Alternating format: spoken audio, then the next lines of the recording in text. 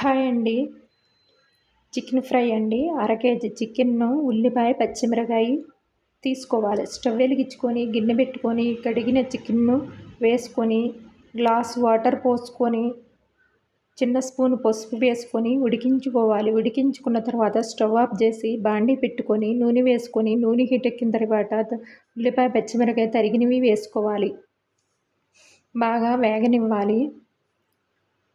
Spoon అల్లం వెల్లుల్లి paste, spoon salt, చిన్న స్పూన్ పసుపు వేసుకొని బాగా వేగనివ్వాలి. ఉడికించి పెట్టుకున్న చికెన్ను కూడా వేసుకొని బాగా వేగనివ్వాలండి. సరిపడినంత కారం వేసుకొని వేగనివ్వాలి. గరం మసాలా కూడా వేసుకొని వేపుకోవాలి. చికెన్ ఫ్రై రెడీ అయిందండి. ఈ వీడియో నచ్చితే